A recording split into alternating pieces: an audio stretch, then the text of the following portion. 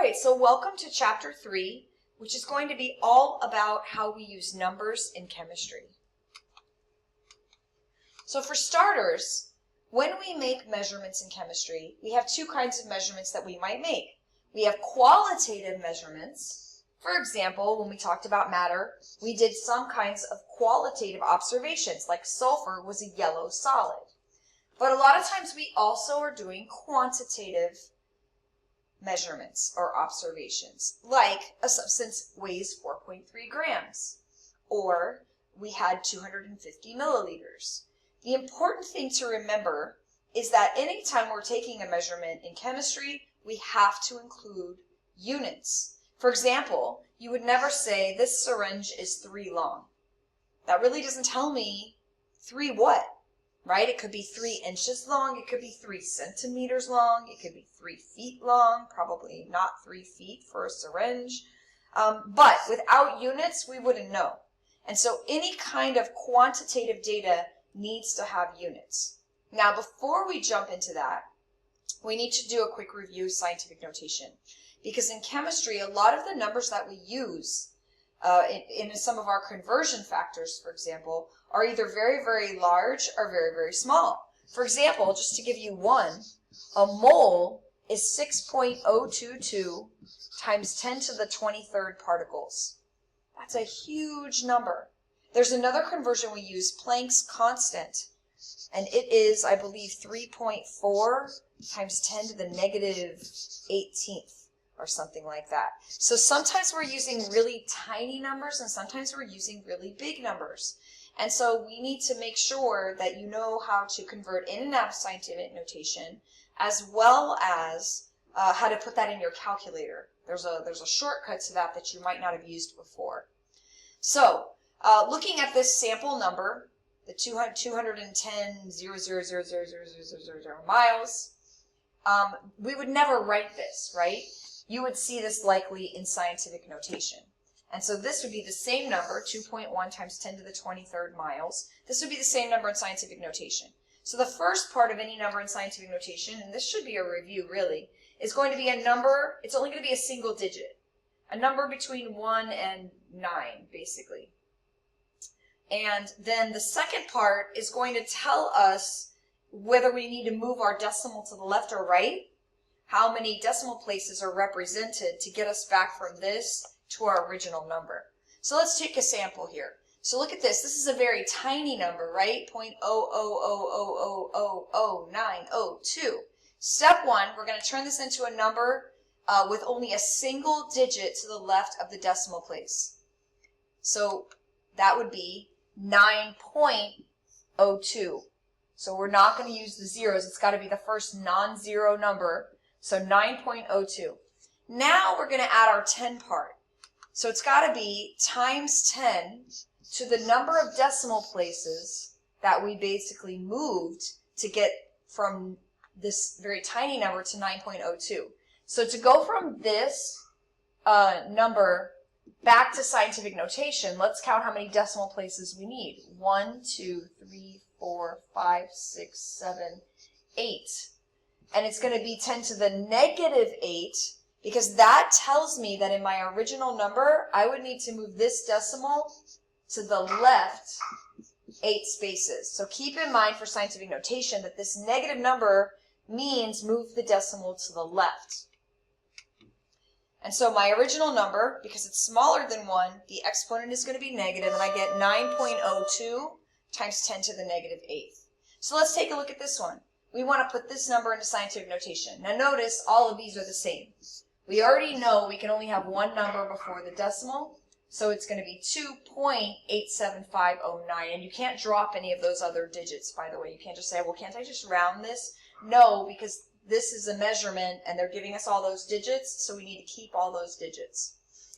All right, so what would we need to do to turn this number, 2.87509, back to its original number? We would need to move the decimal to the right 1, 2, 3, 4 places. And so our correct answer is going to be choice 3.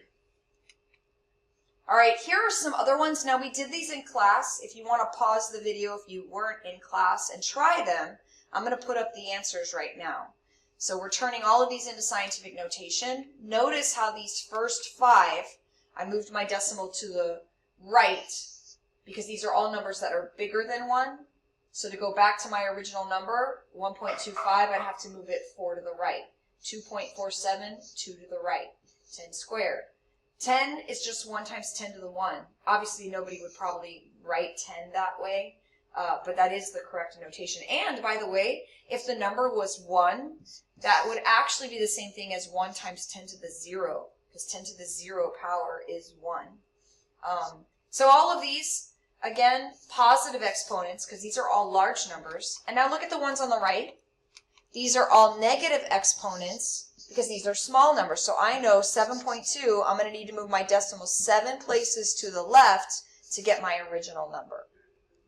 Okay, so let's move on. Using a calculator. Now every calculator is different, and in class we spent some time on this, so this is not something I can really help you with through a video because I need to see your calculator.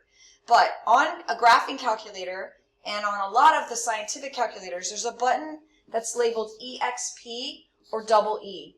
Sometimes it's times 10 to the x. However, if you see log and above the log button as a second function, you see 10 to the x, that is not the right button. That's not the one you're looking for. There'll be another button on your calculator. This is actually for anti-log, and it looks the same, but it doesn't really necessarily work the same if you try using that button in your calculator. So here's the cool thing about using this button. If you want to write this number into your calculator, you may have in the past done this, 4.58 times 10 caret 6. Well, this special button on your calculator is actually going to make it so you don't have to hit the times, the 10, or the caret. You would just put in 4.58, hit the magic button, 6. Now, your calculator may just give you back 4.58E6 when you type that in. If you type that number in and you hit enter, you may just get this as an answer.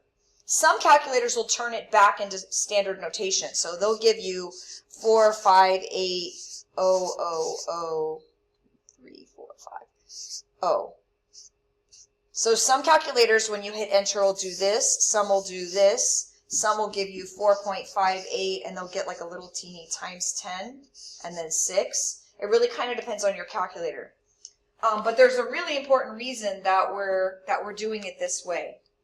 Because this button is going to save us time, and it's also going to help us to avoid using parentheses when we're doing calculations.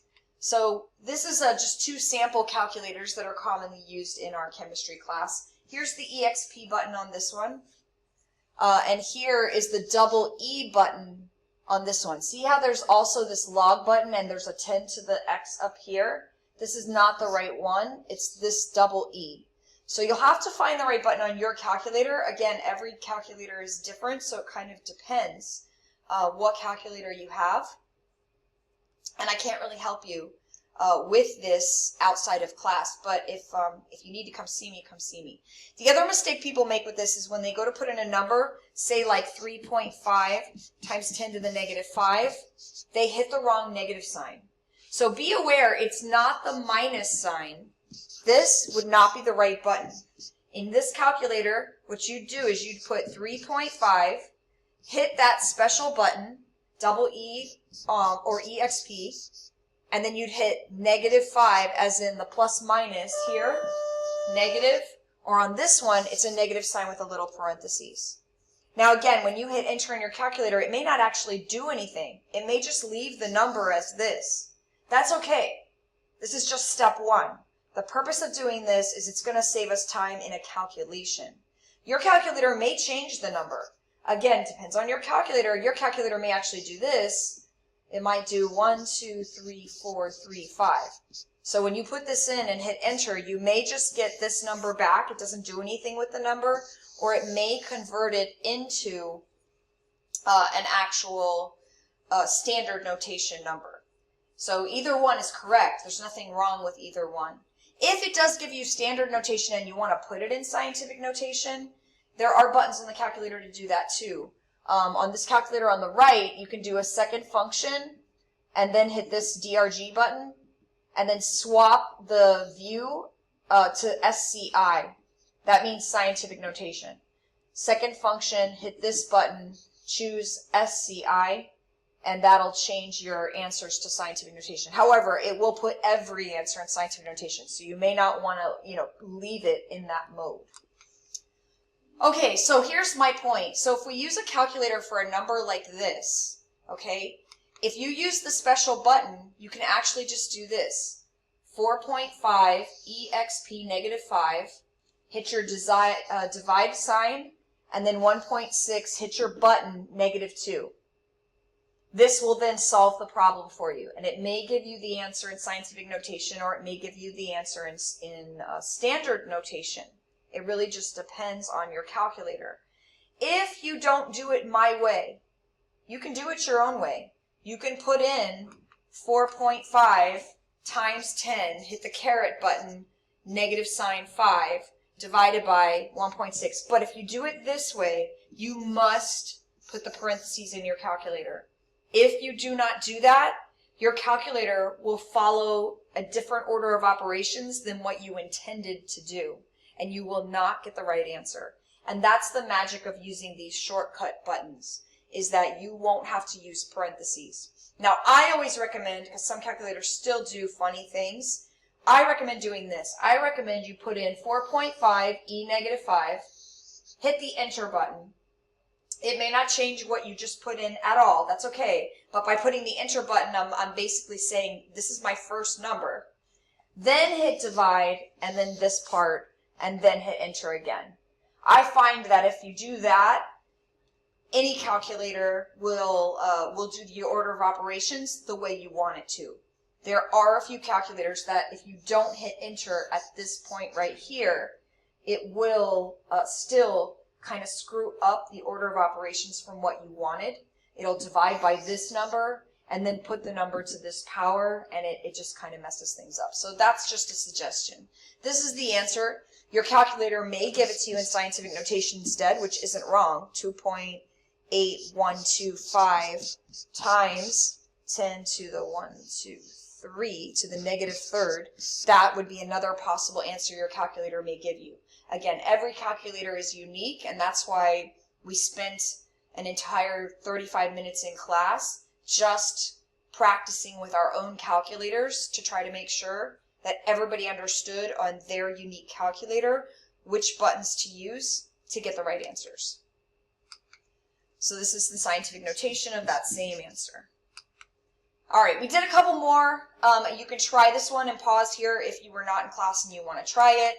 Here's what the calculator may give you as the answer. Be aware we never ever write the E. The calculator may give you E instead of times 10 to the. What you're going to write is 6 times 10 to the negative 11th here, not 6e negative 11th. That's just certain calculators. Instead of writing times 10 to the whatever, they write the E button, the same button that you're using to get the answer. So be aware of that. And again, in decimal notation, you would get this. If you do, again, have a calculator that automatically gives you this as your answer and you want it in scientific notation, you can usually hit a function button and change to SCI. Some even have an SCI button, and it'll convert that number into scientific notation. But otherwise, we've already talked about how you can do it by hand. Here's one more. Again, the calculator may give you this, or it may even give you just the entire number in standard notation, but you would write it like this on paper. You would not write an E. That's not appropriate. All right. Accuracy, precision, and error. Accuracy is how close your measurement is to the true value. So, for example, if I'm trying to hit a bullseye and I hit very close, then I would be accurate. Precision, on the other hand, is how close together your answers are. So if I throw the target 3 times, this would be accurate and precise. This would be precise. I hit the same spot, but it wasn't the spot I wanted to hit. And then this is terrible all around. If I was aiming for the bullseye, I'm not accurate or precise. So that gives you an idea about measurements. And next time, we're going to talk about what's called percent error, calculating how far off we are from what we want.